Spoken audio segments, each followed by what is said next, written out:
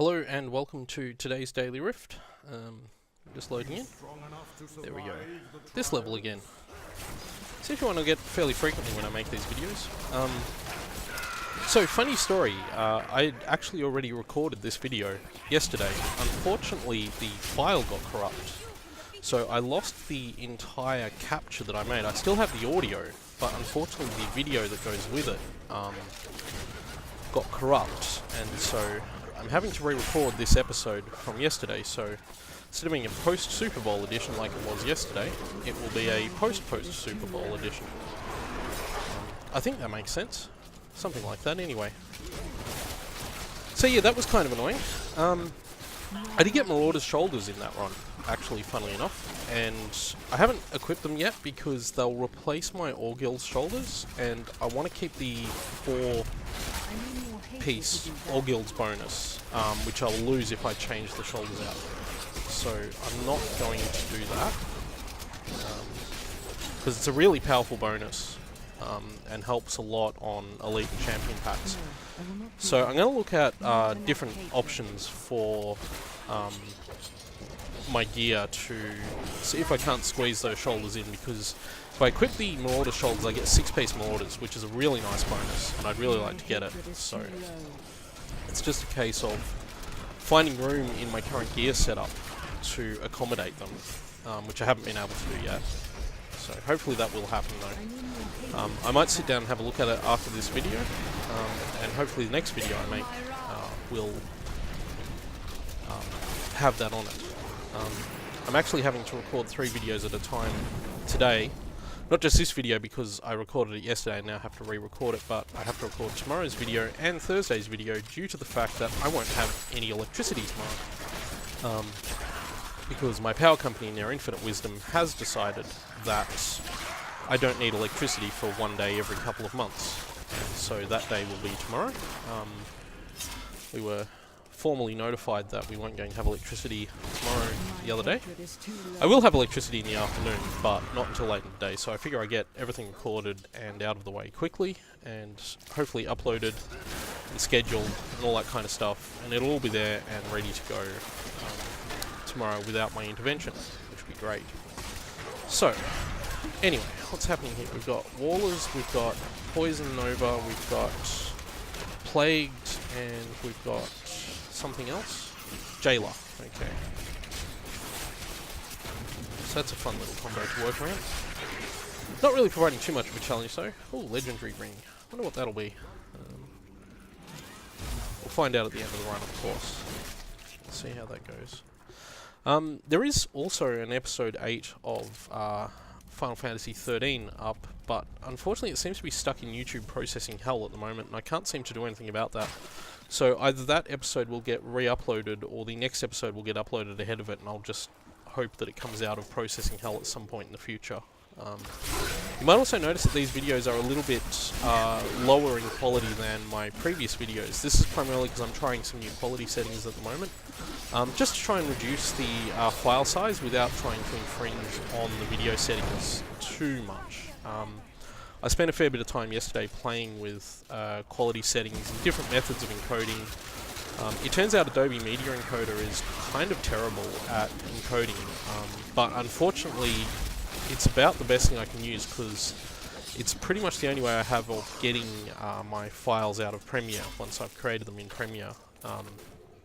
And it's also the only way you can queue encodes out of Premiere, which is really annoying, actually. I really don't understand why media encoder functionality couldn't just be bolted into Premiere like that, but I'm also not Adobe, so yeah. And I assume it's so that the encoding queue can be used by other programs like After Effects and stuff like that, but for me, as someone who purely uses Premiere, it's kind of annoying to have to use Media Encoder as well. But my general problem with Media Encoder, and I suppose it's more generally with Adobe's way of encoding video more directly, is that you can't encode to a quality setting. You can only encode to a bitrate setting. If you use Handbrake a lot, which is an encoder, a free encoder that you can download off the internet, Handbrake allows you to encode to a quality level. And the advantage of doing this is that you can set the quality level, and Handbrake will just go, okay, I will figure out all of the bitrate maths and all that important stuff for you, which is really useful if you're not that concerned about how big your files are, and most of the time it tends to give you more efficient encodes. The downside to that approach, of course, is that you can't control the overall bitrate of the video. So if you want to encode to a maximum if you want to encode to a maximum bitrate, you're not able to. And that's something that Handbrake accommodates as well, because it does have the ability to do that. Adobe Media Encoder only lets you encode to a bitrate target, and not a quality target. You can control the quality through various settings, obviously, but in general, you can only encode to bitrate. The downside of this, of course, is that you can't guarantee that you'll get the quality you want out of the videos. So even though it'll allow you to control file size, it won't allow you to control overall visual quality. It doesn't help too that Handbrake certainly isn't based around the X264 encoder, which is probably the best H264 encoder right now. I know this is probably all fairly technical stuff about video encoding, but it's the kind of stuff that's important to me as someone who does a lot of video encoding, not just for these videos, but in general as well. And I need to be able to use a wide variety of options when I make videos, or when I encode videos anyway.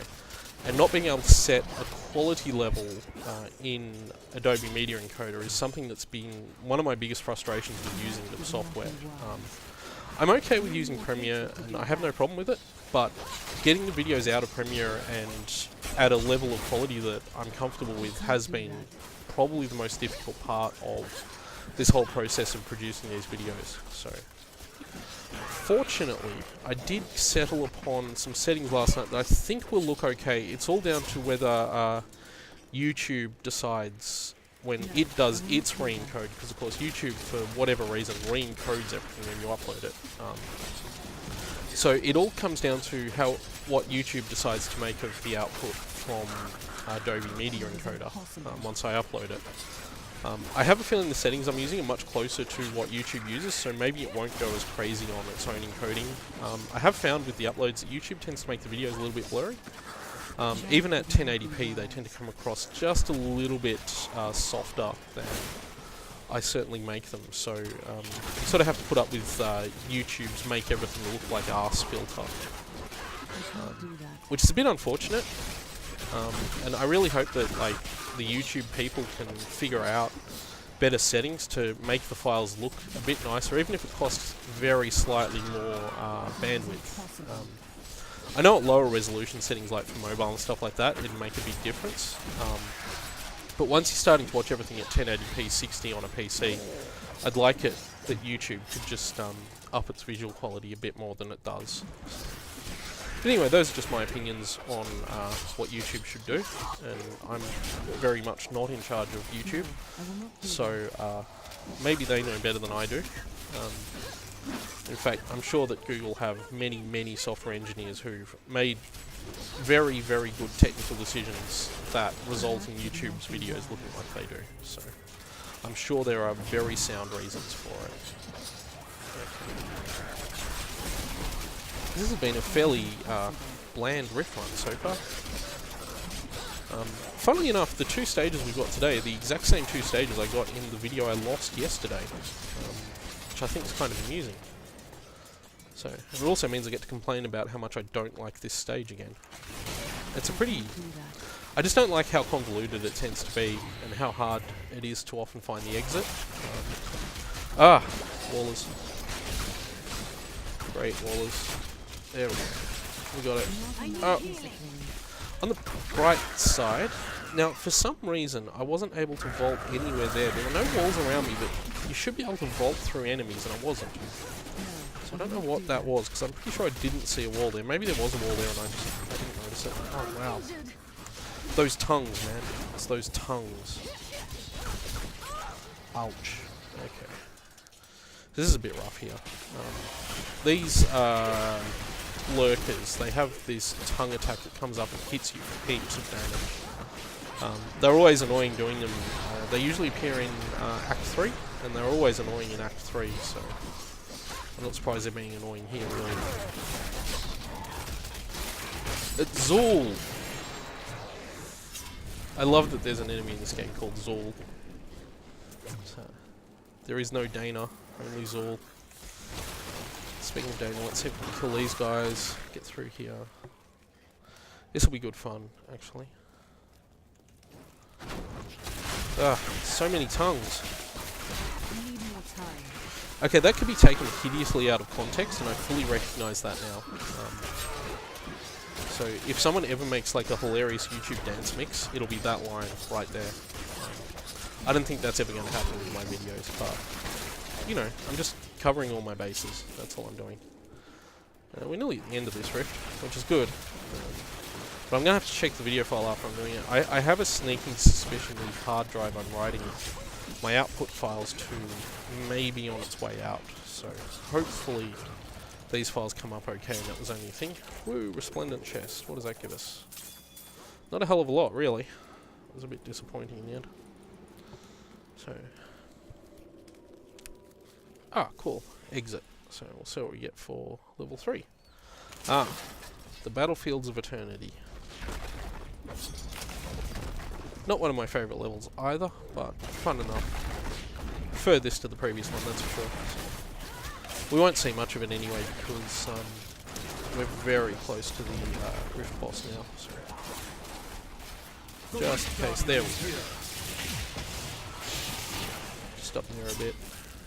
Hopefully he hasn't spawned in anything too complicated. He has spawned in something really complicated. Wow, yay. And it's Bloodmore too, who's one of the slightly more annoying Rift Guardians. And there's like, oh jeez. Wall is everywhere, guys. Oh wow. This is... oh, go away. Wow, this is really fun. Oh. Yeah, that was always going to happen in the end. Helps if you click on the revive a corpse button. Oh. Is it Bloodmore that does that wall? Or have I got another wall? I don't think I do. I think it is Bloodmore doing that. And again, this is why Vault should let you jump through walls. Oh no, that's my waller there. Okay. He's working in tandem with Bloodmore to make everything really hard. Like, it's really just a coincidence that that's happening, but it's really helping Bloodmore here. Just making my life a lot tougher than it otherwise needs to be, because Bloodmore's a boss that very much relies on mobility, so anything that limits your mobility makes killing him a little bit harder. But we should be okay now, we've got everything cleared out, so it's just a case of hitting him until he dies at this point, and not dying ourselves. Probably didn't need to use the potion now. I'm going to regret that shortly, I'm sure of it. So.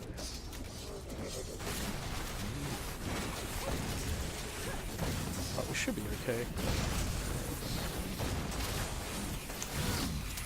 Oh, oh, I can't vault. There we go. My discipline is running very low. Yep, this is the part where I really regret using that potion. Ah, we got him. Excellent. And oh, a legendary potion. I wonder what that'll be. Oh crap. Okay. Oh, we're just gonna have to hold off on the loot for a bit. Clear these guys out. So I decided to wander over here. This is why I think that once you kill the Rift boss, all the other mobs should disappear in a regular Rift. There we go. It's all done. So I'll just make sure I get everything. Yeah, we'll even pick up that grey. Can't have too many parts, I guess. Okay, so what did we get then? We got a couple of things, including this legendary potion.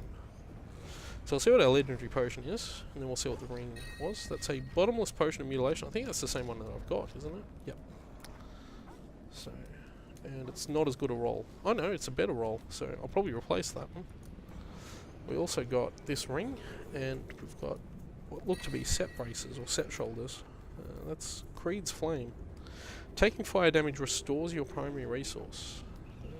Oh, it's actually better than my Stone of Jordan, except my Stone of Jordan has increased damage against elites by 27% on it. I might think about that one. That's an interesting ring. So. Anyway, what's our set piece that we've got here? Marauder Spines. Another set of Marauder Spines. Well, there you go. And those are actually significantly better. But as you can see here, oh, those are ancient too.